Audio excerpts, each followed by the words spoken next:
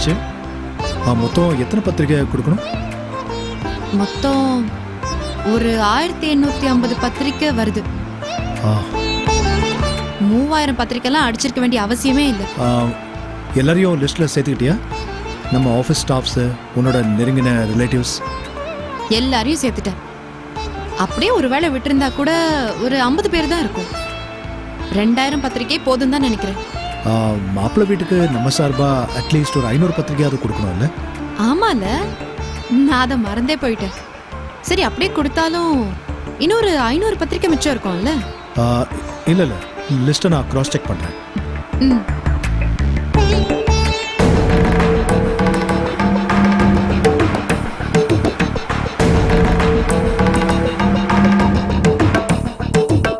என்னாச்சு? தெரியலையே.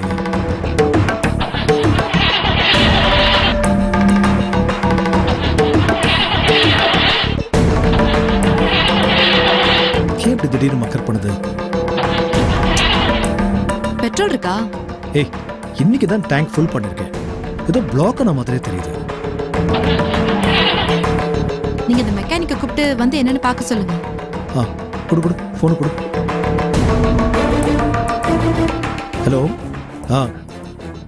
குமார், நான் தேவ் பேசுகிறேன். காரில் வந்துட்டே இருந்தேன், என்னன்னு தெரியல, திடீர்னு நடுவழியில் நின்று போச்சு. கொஞ்சம் இங்கே வர முடியுமா? வலசர்வாக்கம் தேவி கல்யாண மண்டபம் இருக்குல்ல, அதுக்கு பேக் சைடில். ஏய், கொஞ்சம் ஆட்டோ பிடிச்ச சீக்கிரமா வா.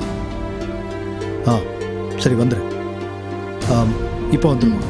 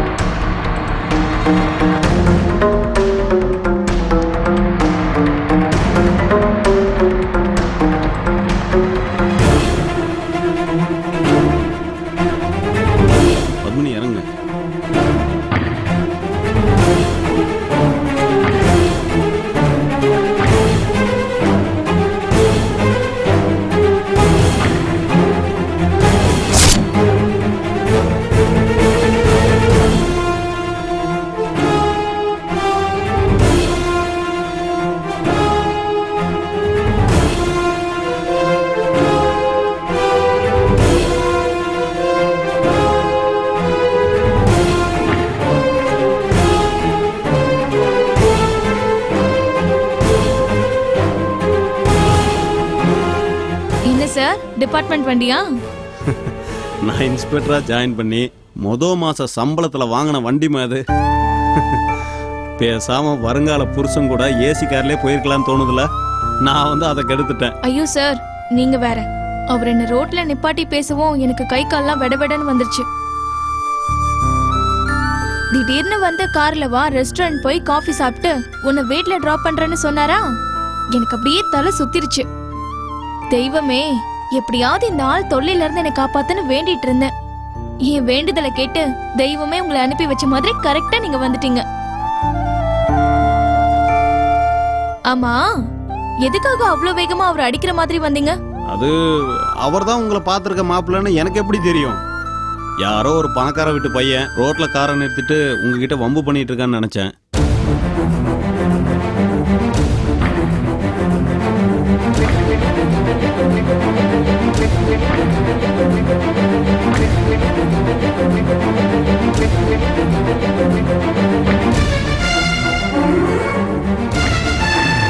அப்பா, ஒரு வழியா வண்டி ஸ்டார்ட் ஆயிருச்சு. உட்காருங்க.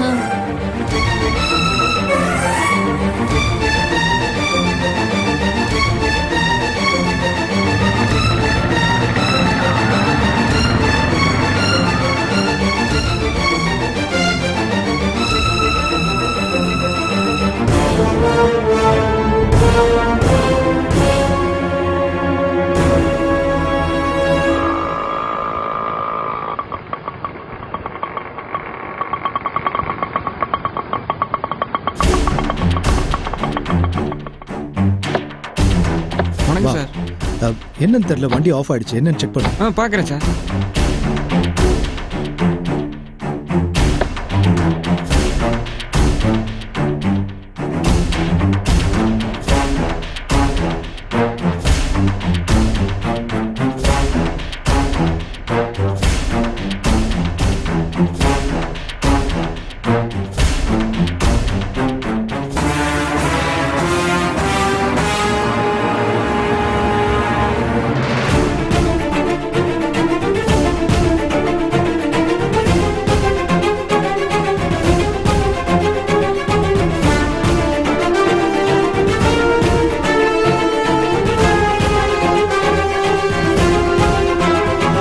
என்னாச்சு குமார்?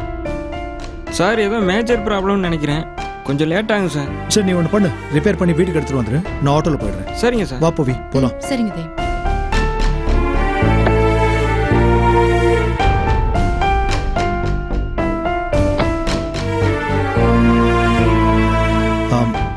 மகாலிங்கபுரம் போனோம், வரீங்களா? சார் உட்காருங்க உட்காருங்கம்மா.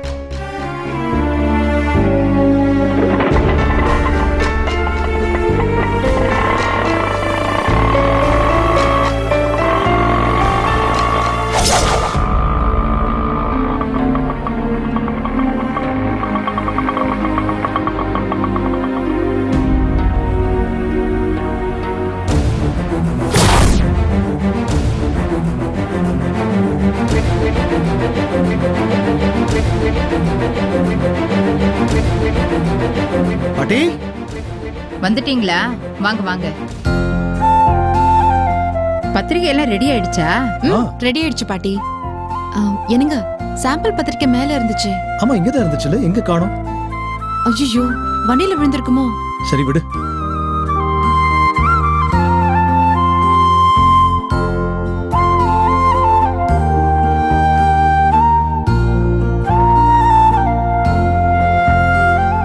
இந்தா.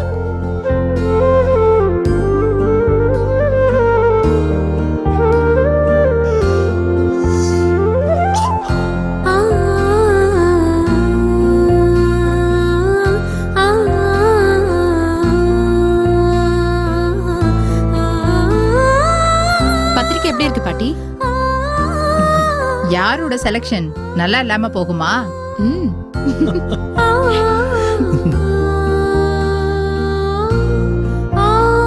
வாழ்க்கையில ஒரு தடவை தான் கல்யாணம் நடக்குது, எவ்வளவு வேணாலும் செலவு பண்ணலாம். பத்மினி கிட்ட காட்டுவோம், அவங்க என்ன சொல்றான்னு கேட்கலாம். பத்மினி அவ கோயிலுக்கு போயிருக்காப்பா. பாட்டி கல்யாணம் முடிவு பண்ணி நிச்சயமும் பண்ணியாச்சு. அதுக்கப்புறமும் எதுக்கு அவளை தனியா வெளியே அனுப்புனீங்க? கூட செல்வி அனுப்பிச்சிருக்கலாம்ல. நான் வேண்டான்னு தாமா சொன்னேன். அவகிட்ட தட்டு மாத்தி தேதி குறிச்சாச்சுன்னு எவ்வளவு சொல்லி பார்த்தேன். அவதான் பழைய பஞ்சாங்க மாதிரி பேசாதீங்கன்னு பிடிவாதமா போயிட்டா. பாட்டி தோ வந்துட்டாளே. வாங்க. வாங்க ஹாய் பாட்டி. தேவ். பாண்டியன் ஹாய். இவளை எங்க பாத்தீங்க? ரோட்ல இவங்கள ஒரு பெரிய பணக்காரன் வழிமறிச்சு கார்ல கடத்த பார்த்தான். நல்ல வேளை நான் போய் காப்பாத்திட்டேன்.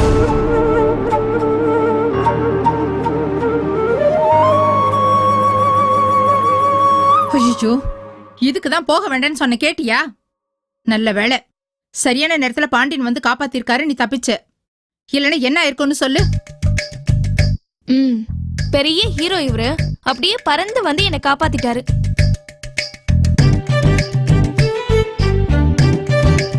என்னது பத்மினி, என்ன பேசிட்டு இருக்க? உன்னை ஒரு ஆபத்துல இருந்து காப்பாத்திருக்காரு, அவரை போய் கிண்டல் பண்ணிட்டு இருக்க? அக்கா காப்பாத்தினது யார்கிட்ட இருந்துன்னு தெரியுமா? யார்கிட்ட இருந்து? ம் எல்லாம் உங்க புருஷனோட தம்பி கிட்ட இருந்துதான். ஏன் தம்பியா? எனக்கு யார் தம்பி? எனக்கு நிச்சயம் பண்ணும்போது யாருக்கு அண்ணனா இருந்து தட்ட மாத்துனீங்களோ அந்த தம்பி தான். ஓ மாப்பிள்ளையா? ஆமா அவரே தான். கோவிலுக்கு போயிட்டு வந்துட்டு இருந்தேன், அந்த பக்கமா வந்தவரு என்ன பார்த்ததும் காரை நிப்பாட்டி பேசிட்டு இருந்தாரு. பக்கத்துல இருக்கிற ரெஸ்டாரண்ட் போய் காஃபி சாப்பிடலாமான்னு கேட்டாரு. நாங்கெல்லாம் வரமாட்டேன்னு சொல்லிட்டு இருந்தேன். அப்பதான் பாண்டியன் சார் இந்த பக்கமா வந்தாரு. எனக்கு பேசி முடிவு பண்ணிருக்கிற மாப்பிள்ளைன்னு தெரியாம யாரோ என்கிட்ட வம்பு இழுக்கிறான்னு நினைச்சுக்கிட்டு இவர் அவனை அடிக்க போயிட்டாரு. நல்ல வேலை நான் தடுத்தேன், இல்ல மாப்பிள்ளைக்கு கிடைச்ச முதல் சீர் இதுவாதான் இருக்கும். இந்த நாளை மாப்பிள்ளைக்கு மறக்க முடியாததா இருந்திருக்கும். இததான் உங்ககிட்ட அவர் இவ்ளோ பில்டப் பண்ணி சொல்லிட்டு இருக்காரு. என்ன பாண்டியன், கொஞ்ச நேரத்துல எங்க எல்லாருமே பயமுறுத்திட்டீங்க. இப்பதான் நான் பாட்டி கிட்ட சொல்லிட்டு இருந்தேன், எதுக்கு பாட்டி நிச்சயம் பண்ணதுக்கு அப்புறம் பத்மினி தனியா அனுப்புனீங்கன்னு. இந்த நேரம் பார்த்து நீங்க இதை சொல்லவும் எனக்கு பக்குன்னு ஆயிப்போச்சு. நீங்க பத்மினிக்கு நிச்சயம் பண்ணது என்கிட்ட சொல்லவே இல்லை பாத்தீங்களா? அதுக்காக தான் நான் இப்படி சொன்னேன். சாரி பாண்டியன், அன்னைக்கு நிச்சயம் பண்ணுவோன்னு எங்களுக்கே தெரியாது. பொண்ணு பார்க்க வரணும் தான் சொன்னாங்க, திடீர்னு எதிர்பார்க்காம நடந்துருச்சு. அதனாலதான் சொல்ல முடியல. அது எப்படி போயிதுரா எதிர்பார்க்கலன்னு சொல்லலாம்? பத்மினியை பிடிக்கலன்னு அந்த மாப்பிள்ளை சொல்லிடுவாராண்ணா? ஏன் பவி, மாப்பிள்ளை வந்து நம்ம பத்மினியை பார்த்துட்டு போனதுல இருந்து பத்மினி முகம் சும்மா பளபளன்னு இருக்குல்ல? ஏய், வெக்கத்தை பாரு. ரொம்ப வைக்கப்படாத. பாருங்க பாட்டி. டேய், எதுக்குடா அவளை கிண்டல் பண்ற? கொஞ்ச நாள் தானே நான் கிண்டல் பண்ண முடியும், அதுக்கப்புறம் கிண்டல் பண்ண முடியுமா? பாண்டியன், ஆ. பத்திரிகை பாருப்பா.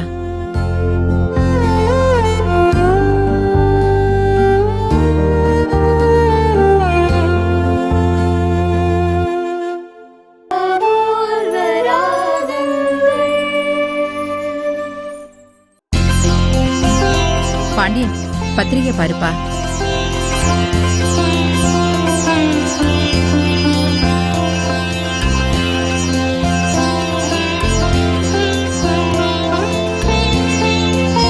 பத்திரிக்கை ரொம்ப நல்லா இருக்கு. எல்லாம் எங்க பாட்டியோட செலக்ஷன் தான். ஓ, பாண்டியன், மொத பத்திரிக்கைய சாமி கிட்ட வைக்கிறதா எங்களோட வழக்கம். அப்படி வச்சதுக்கு அப்புறம் அடுத்து வைக்கிற முதல் பத்திரிக்கை உங்களுக்கு தான்.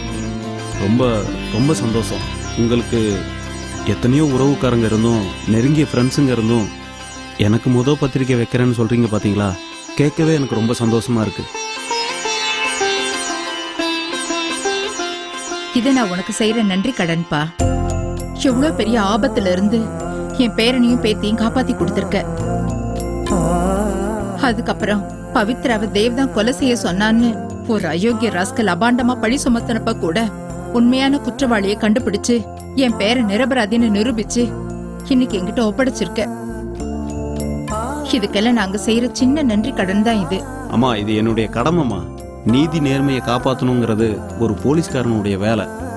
அது மட்டும் இல்லாம பவித்ரா என்னுடைய ஃப்ரெண்டு, அதனால தான் நான் செஞ்சேன். பாட்டி, பேசிக்கிட்டே இருந்தா டைம் போறதே தெரியாது. நான் சாப்பாடு எடுத்து வைக்கிறேன், எல்லாரும் சாப்பிட வாங்க. பாண்டியன், நீங்களும் வாங்க, சாப்பிடலாம். இல்ல வேணாம் பவித்ரா, நான் சாப்பிட்டேன். ஃப்ரெண்டு ஒருத்தரை பார்த்துட்டு வந்தேன், அப்பதான் பத்மினியை பார்த்தேன். அதான் வீட்டில் ட்ராப் பண்ணிட்டு போலான்னு வந்தேன். சரி, நான் கிளம்புறேன். சரி பாண்டியன், தேவும் பவித்ராவும் தான் முறையா நேர்ல வந்து அழைக்க வருவாங்க. என்னால வர முடியாது. அதனால நான் இப்பவே உங்களை கூப்பிடுறேன். கல்யாணத்துக்கு முதல் நாள் மாப்பிள்ளை அழைப்புல இருந்து கல்யாணம் முடிஞ்சு மாப்பிள்ளையும் பொண்ணையும் அனுப்பி வைக்கிற வரைக்கும் நீங்களும் உங்க குடும்பமும் கூடவே இருந்து நடத்தி கொடுக்கணும். மூணாவது மனுஷங்க மாதிரி வந்தேன் பொண்ணேன்னு இருக்க கூடாது. ஓகேவா? என்னம்மா இது, எனக்கு பத்திரிக்கை வச்சு என்னை கௌரவப்படுத்திருக்கீங்க. அது மட்டும் இல்லாம பத்மினி கொஞ்ச நாளா எங்க வீட்டில் இருந்த பொண்ணு. இதை கூட நான் செஞ்சு கொடுக்காம இருப்பேனா? அப்புறம் இது உங்க வீட்டு கல்யாணம் மட்டும் இல்ல, எங்க வீட்டு கல்யாணம். அம்மா, நீங்க எதிர்பார்க்கறத விட முன்ன நின்னு கல்யாணத்தை சீரும் சிறப்புமா நான் நடத்துறேன். போதுங்களா? ரொம்ப சந்தோஷம்பா. இது நாள் வரைக்கும் தேவ் மட்டும்தான் எனக்கு பேரனா இருந்திருக்கான். இப்ப நீயும் எனக்கு ஒரு பேர மாதிரி ஆயிட்ட. இப்படி ஒரு உறவு கிடைக்க நான் ரொம்பவே கொடுத்து வச்சிருக்கணும். பத்மினி, நல்லா சாப்பிடுங்க. ஆனா நீங்க ரொம்ப வெயிட் போட்டுறாதீங்க, அப்புறம் மாப்பிள்ளைக்கு அடையாளம் தெரியாம போயிட போகுது. பாட்டி, இல்ல சும்மா ஜோக்குக்கு சொன்னேன்.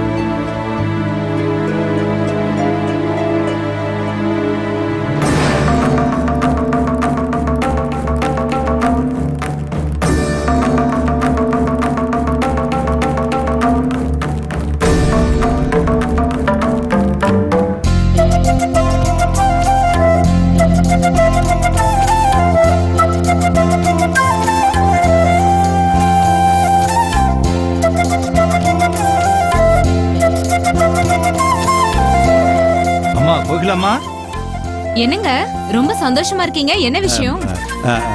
அம்மா என்ன சாத்தையா?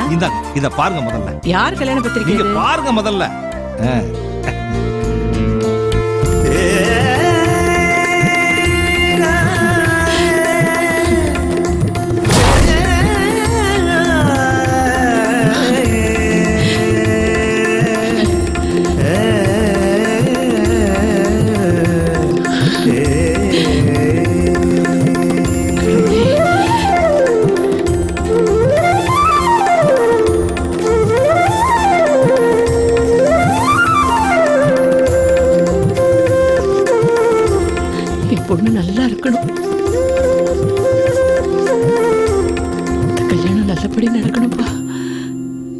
எனக்கு துணையா இருக்கணும்.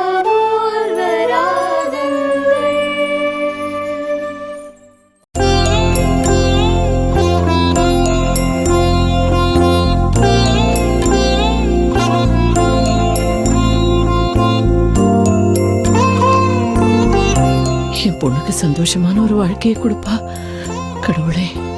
என்னங்க ஏதோ பத்திரிக்கை கொண்டு வந்து கொடுத்தீங்க, அத பார்த்ததும் அம்மா சந்தோஷப்படுறாங்க. யாருக்குங்க கல்யாணம் சொல்லுங்க. அம்மாவோட பொண்ணுக்கு கல்யாணம் முடி. அப்படியா? ஆமா.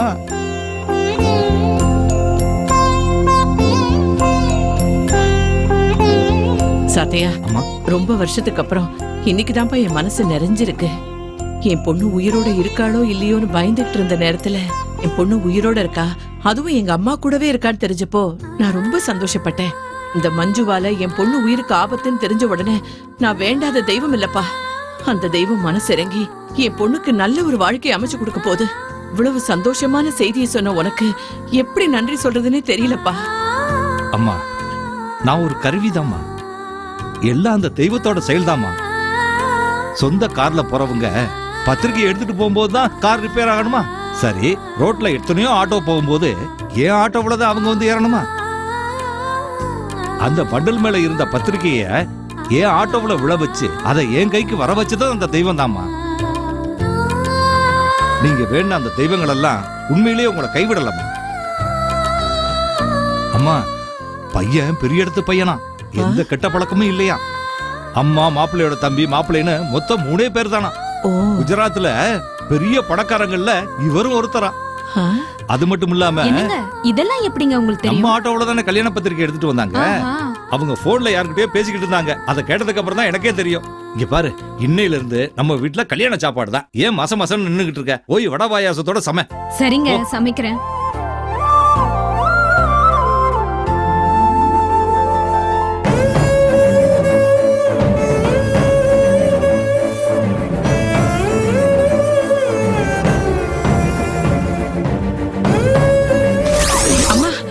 என்ன பாருமா, இன்னொரு தடவை என்ன அம்மான்னு கூப்பிட்டா அவ்வளவுதான்.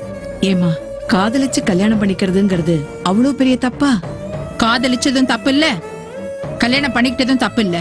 நீ அப்படி பண்ணிக்கிட்டதால 3 உயிர் போச்சே, அது தப்பு இல்லையா? அம்மா அதெல்லாம் விடுமா. என் பொண்ணு பத்மினி எப்படிமா இருக்கா? இப்ப ஏன் அவளை கேக்குற? அவ நிம்மதியா இருக்கிறது உனக்கு பிடிக்கலையா? நீ போய் சேர்ந்துட்டேங்கிற நம்பிக்கையில நிம்மதியா வாழ்ந்துட்டு இருக்கோம். தயவு செஞ்சு அவளை பார்க்கணும், அவளோட பேசணும்னு நான் தாண்டி உன்னை ஓடி போய் பெத்து அனாதையா விட்டுட்டு போன ஆத்தான்னு சொல்லி அவ நிம்மதியும் கெடுத்துறாத.